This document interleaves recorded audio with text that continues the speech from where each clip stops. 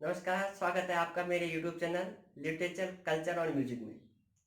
आज हम एक ऐसे कवि के बारे में बात करेंगे जिन्होंने खुद ही कहा कि मसी कागज छुओ नहीं, कलम गही नहीं हाथ। आप मेरा इशारा समझ गए होंगे। जी हाँ, मैं बात कर रहा हूँ कबीर की। आज हम कबीर की साखियों पर चर्चा करेंगे। वो कोई कवि नहीं थे, घुमक्कड़ थे, सत्संग करते थे, पर्यटन करते थे। और यही घुमक्कड़ी से, पर्यटन से, सत्संग से जो देखा सीखा वही उन्होंने बात कही है। तो चलिए कबीर की साखियों पर मैं आपको ले चलता हूँ। मान सरोवर सुबर जल, हंसा केली कराए, मुक्ता फल मुक्ता चुके, अब उड़ी अरत न जाए। कि जिस प्रकार से मान सरोवर का बहुत पवित्र जल होता है और उस पवित्र जल में मोती होते हैं, और वहां जो हंस होते हैं वो वहां से मोती चुगते हैं, वहां से दूर जाना नहीं चाहते। इसी प्रकार सांसारिक मोह, माया मोह में आम मनुष्य इस प्रकार से फंस गया है कि वो इस सांसारिक मोह, माया मोह के जाल से कहीं दूर जाना नहीं चाहता, और वह इस सांसारिक माया मोह को ही अपना वास्तविक जीवन समझ बैठता है। तो कबीर यही शिक्षा देते हैं कि हमें सांसारिक माया मोह में बहुत ज्यादा फंसना नहीं चाहिए, हमें इससे भी आगे कुछ सोचना चाहिए। दूसरी साखी।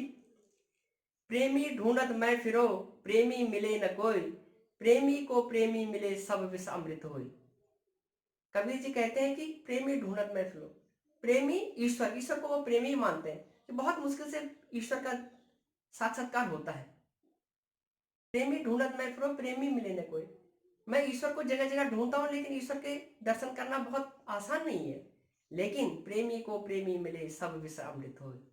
यदि ईश्वर के भक्त को, यदि ईश्वर का दर्शन हो जाता है, उसका ज्ञान हो जाता है, तो मन का सारा अज्ञान ज्ञान में, मन का सारा विष अमृत में बदल जाता है, सारा अज्ञान प्रकाश में बदल जाता है। इसलिए कबीर कहते हैं कि ईश्वर के साक्षात्कार करने से मन का सारा ही अज्ञान दूर हो जाता है। अगली साखी में कहते हैं, हस्ती चढ़िए ज्ञान की सहज दुलीचा डार, स्वान रूप संसार है भूकन दे झकमार। हस्ती चढ़िए ज्ञान की। अगर आपको ज्ञान प्राप्त करना है तो आपको हाथी की सवारी करनी होगी। बड़ी हाथी की सवारी कोई आसान बात नहीं है, और उस पर भी आपको क्या लगाना पड़ेगा, वहां अपना आसन जमाना पड़ेगा ज्ञान प्राप्ति का, ऐसी धुनी रमानी पड़ेगी। और जब हाथी चलता है तो आपने देखा कुत्ते भौंकते रहते हैं, लेकिन हाथी उनकी परवाह नहीं करता। हस्ती चढ़िए ज्ञान की। मनुष्य को अगर ज्ञान प्राप्त करना है तो हाथी की सवारी करना उसको सीखना होगा, और उस सहज दुली चटाई उस पर अपना आसन बिछाना होगा, धुनी रमानी होगी। स्वान रूप संसार है भूकन दे झकमाए। और संसार तो बात बात बात में टिप्पणी करता रहता है। संसार की बातों की तो चिंता करनी नहीं चाहिए, क्योंकि संसार तो उस कुत्ते के समान है जो हाथी पर भी व्यर्थ में भौंकता रहता है।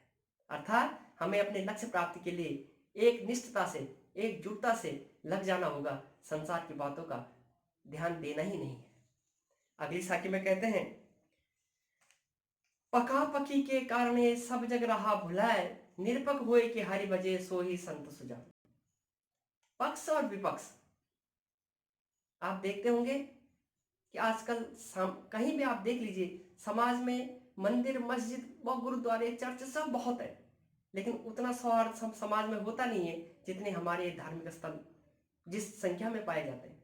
क्योंकि हम पक्ष और विपक्ष के फेर में ईश्वर को ही भुला बैठते हैं। पका पकी के कारण हमने ईश्वर को भुला दिया है। इस पक्ष और उस पक्ष के कारण हमने ईश्वर को भुला दिया है।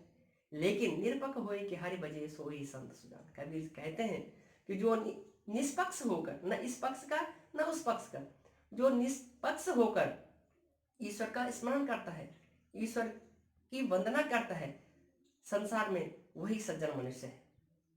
और अब अगली साखी के बाद, अगली साखी में आपको ले चलता हूं। हिंदू और मुस्लिमों को कबीर शिक्षा देते हैं और कहते हैं कि ईश्वर तो एक ही है, हम उसको अलग अलग नाम से पुकारते हैं। हिंदू मोया राम कही, मुसलमान खुदाए, कहे कबीर सो जीविता दूह के निकल न जाए। हिंदू मोए राम कहे। हिंदू अपने ईश्वर को राम का नाम देता है, राम कहता है, और मुसलमान अपने ईश्वर को खुदा कहता है। हिंदू राम कहते हैं और मुसलमान अपने ईश्वर को खुदा नाम से पुकारते हैं। कहे कबीर सो जीविता दूह के निकल न जाए। लेकिन कबीरदास जी कहते हैं कि जीवित मनुष्य वही है जो इन दोनों के ही निकट नहीं जाता। कितनी गंभीर बात कही है। क्योंकि अगर अगर हम मनुष्य हैं तो हमें हिंदू मुस्लिम के फेर में नहीं पड़ना है। हमें सिर्फ और सिर्फ ईश्वर राम को या खुदा को एक ही मानना है, न कि इसके अलग अलग तर्क इसके बारे में देने हैं। हमारा जीवित होने का प्रमाण तभी माना जाएगा जब हम प्राणी मात्र में ईश्वर का वास मानेंगे। फिर आगे कहते हैं, काबा फिर काशी भया, रामाय भया रहीम, मोट चून मैदा भया, बैठ कबीरा जी। काबा फिर काशी भया, उस समय उनके समय में कितना तनाव हिंदू मुस्लिम के सामने था, उसी पर वो चर्चा करते हैं। काबा फिर काशी भया, करबला अगर मुस्लिमों का पवित्र स्थान करबला काशी हो जाए, काशी के समान बन जाए, रामाया भया रहीम, और राम अगर रहीम हो जाए, करबला काशी हो जाए, राम जो है रहीम हो जाए, मोट चून मैदा भया, बैठ कबीरा जी।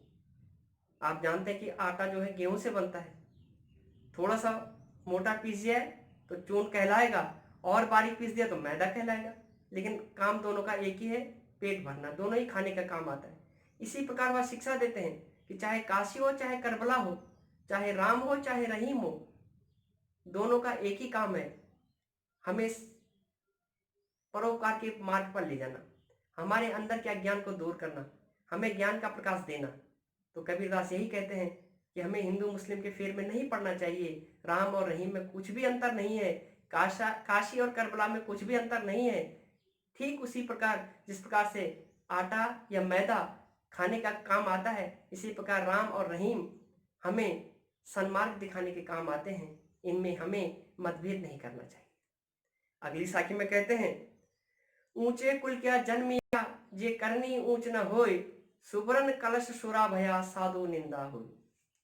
ऊंचे कुल क्या जन्म गया, जन्म के माध्यम से हमें भेदभाव नहीं करना चाहिए। कबीरदास समाज में जाति के आधार पर भेद, धर्म के आधार पर भेद करने के सख्त खिलाफ थे, और कहते हैं कि ऊंचे कुल क्या जन्मिया, जे करनी ऊंच न होय। उच्च कुल में जन्म लेकर अगर हमारे कर्म बहुत उच्च कोटि के नहीं है, तो हमारा उच्च कुल में जन्म लेना ही व्यर्थ है। ठीक उसी प्रकार व्यर्थ है सुवर्ण कलश सुरा भया, साधु निंदा सोई। यदि हम सोने के कलश में मदिरा भर देते हैं, शराब भर देते हैं, तो जो सज्जन व्यक्ति होते हैं, साधु लोग होते हैं, सुवर्ण कलश सुरा भया, साधु निंदा सोई, तो सज्जन लोग उस कलश की भी निंदा करते हैं, क्योंकि कलश तो बहुत कीमती है, लेकिन उसमें मदिरा भरी गई है, शराब भरी गई है। अर्थात हमारा जो कर्म है वो प्रधान होना चाहिए।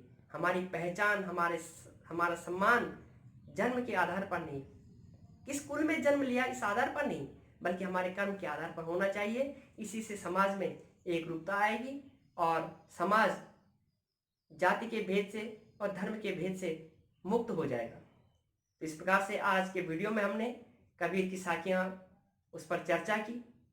आप मेरा चैनल लिटरेचर, कल्चर और म्यूजिक को देखिए, लाइक कीजिए, सब्सक्राइब कीजिएगा, और पसंद आने पर इसको शेयर भी कीजिएगा। अगले वीडियो में मैं फिर से आपसे मिलता हूँ, तब तक के लिए नमस्कार।